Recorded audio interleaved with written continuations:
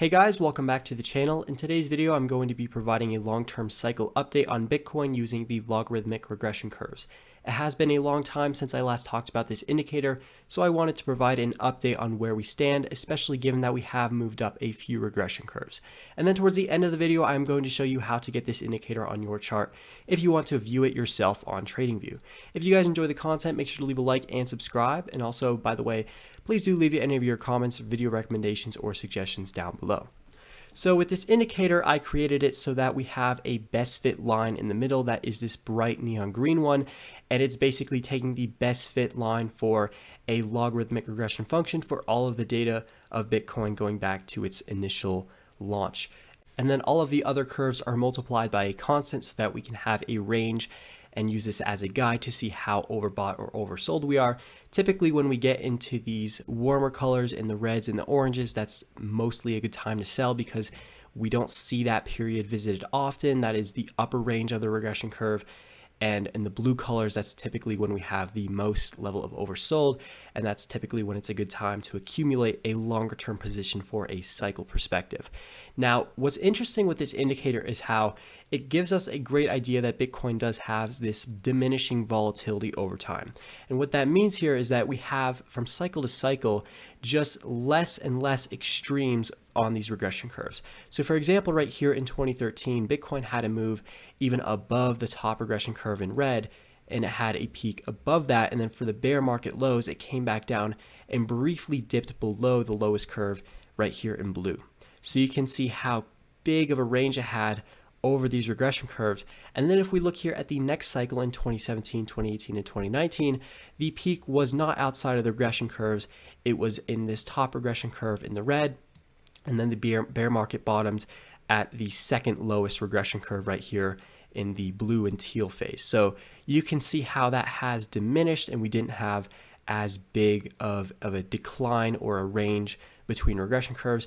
And then this cycle is proving yet again to be the same, where we had the peak in these orange and yellow colors, and then the bottom so far is at that same level in the blue, the teal color range. So that's the case to be made for the diminishing volatility, and that's one of the cases to be made for the fact that this might be a bear market low, especially because you can see how we have the same regression curve holding as more or less an accumulation zone, similar to how we had from back here in 2018 and 2019. So generally these two regression curves where Bitcoin had accumulated and spent a few months just rallying out of after the accumulation.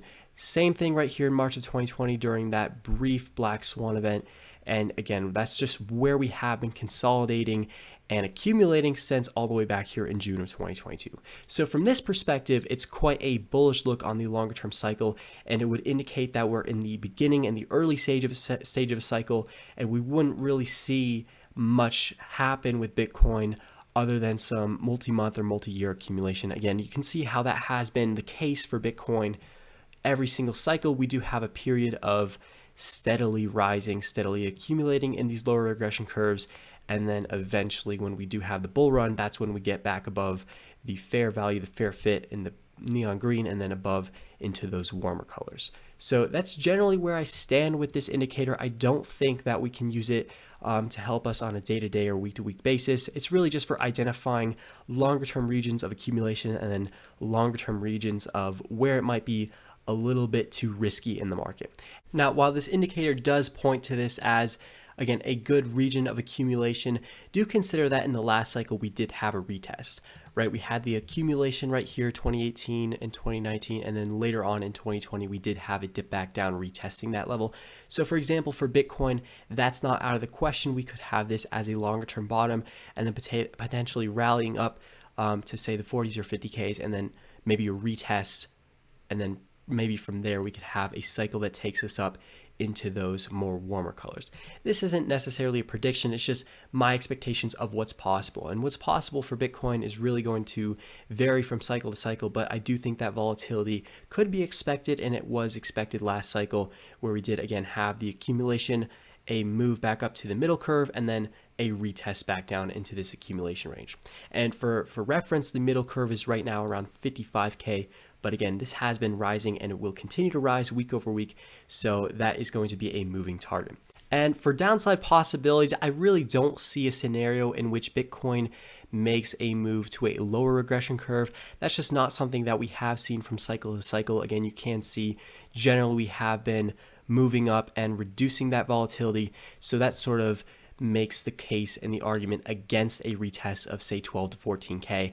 I really don't think we will see those levels. And in the most bearish scenario, I would see maybe just a retest of, again, that same regression curve, which today is around $20,000. So maybe that's where we would hold support and then look for a higher low before really looking for the bull run to kick off. Now, if you want this indicator on your chart, I'm going to leave a link to it in the description below, and you can click that and go here. That will take you to TradingView where I have published this indicator. And if you scroll down, you can add it to your favorites and you can pull it up on your own chart. Now, fair warning, my code is fairly inefficient and there are probably a lot better ways to do this. Just a quick explainer, the time function is just to say how far back this is going to Bitcoin's inception. The math.pow is just the function, the logarithmic regression curve in the middle, and then these are just coefficients of the fitted data.